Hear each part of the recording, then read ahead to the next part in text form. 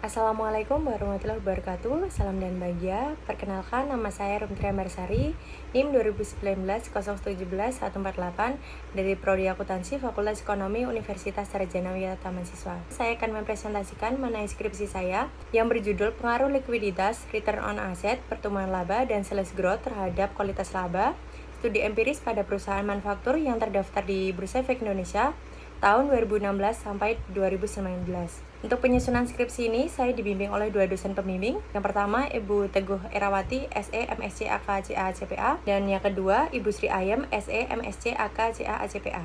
Di sini latar belakangnya, informasi laba menjadi dasar bagi pemegang saham dan investor dalam mengambil keputusan.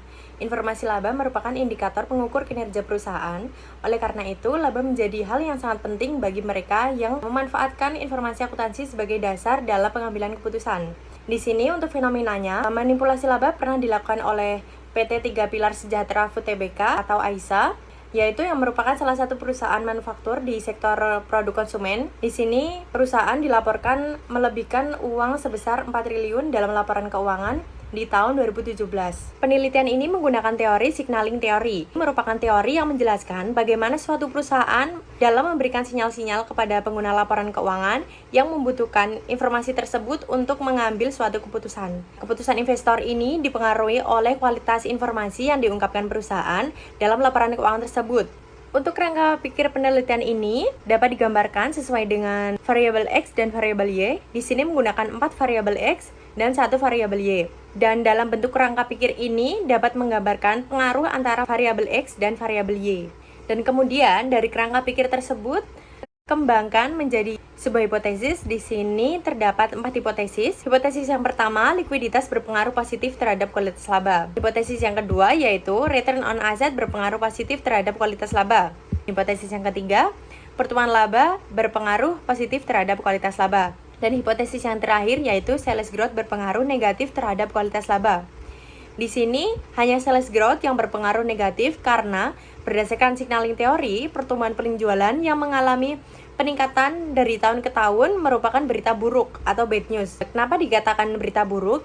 Karena dari peningkatan penjualan itu dapat menandakan bahwa perusahaan mempunyai peluang untuk mendapatkan laba yang besar dan itu hanya sebuah harapan, sehingga dapat mendukung kemungkinan untuk perusahaan memanipulasi laporan keuangan terutama pada laba perusahaan tersebut.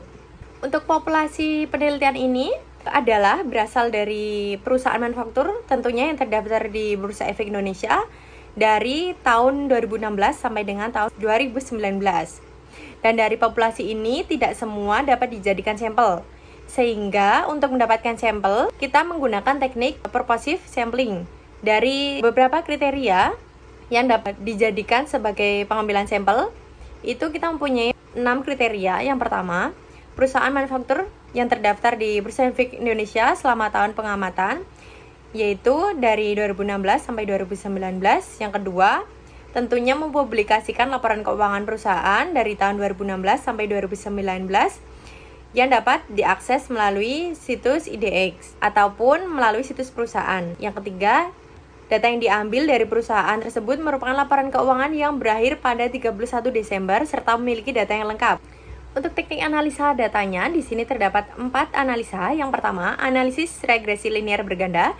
Yang kedua, statistik deskriptif. Yang ketiga, uji asumsi klasik yang meliputi uji normalitas, uji multikolinearitas, uji heterokedastisitas, dan uji autokorelasi. Yang terakhir yaitu uji hipotesis, meliputi uji F, uji koefisien determinasi, dan uji T. Sesuai dengan uji asumsi klasik yang telah dilakukan, data penelitian ini adalah normal untuk dilakukan. Dan untuk hasil uji hipotesisnya sendiri, dapat kita lihat bersama bahwa yang memiliki nilai SIG di bawah 0,05 itu hanya variabel sales growth, sehingga dapat disimpulkan bahwa hanya sales growth yang memiliki pengaruh terhadap kualitas laba. Berdasarkan uji yang telah dilakukan, maka terdapat 4 pembahasan. Pembahasan yang pertama, pengaruh likuiditas terhadap kualitas laba. Berdasarkan hasil penelitian ini yang membuktikan bahwa likuiditas tidak berpengaruh sama sekali secara signifikan terhadap kualitas laba, sehingga dapat ditarik kesimpulan bahwa hipotesis pertama tidak terdukung. Yang memiliki arti, tinggi rendahnya rasio kualitas laba perusahaan tidak akan mempengaruhi kualitas laba. Yang kedua, pengaruh return on asset terhadap kualitas laba. Hasil penelitian ini membuktikan bahwa ROA tidak memiliki pengaruh yang signifikan juga terhadap kualitas laba, yang dapat diartikan bahwa hipotesis 2 juga tidak terdukung, sehingga tinggi rendahnya ROA itu tidak akan berpengaruh terhadap kualitas laba perusahaan. Yang ketiga, pengaruh pertumbuhan laba terhadap kualitas laba. Penelitian ini membuktikan bahwa variabel pertumbuhan laba tidak berpengaruh signifikan juga terhadap kualitas laba, sehingga dapat diartikan bahwa hipotesis 3 juga tidak terdukung. Di sini dapat diartikan bahwa pertumbuhan laba juga tidak akan berpengaruh terhadap kualitas laba perusahaan.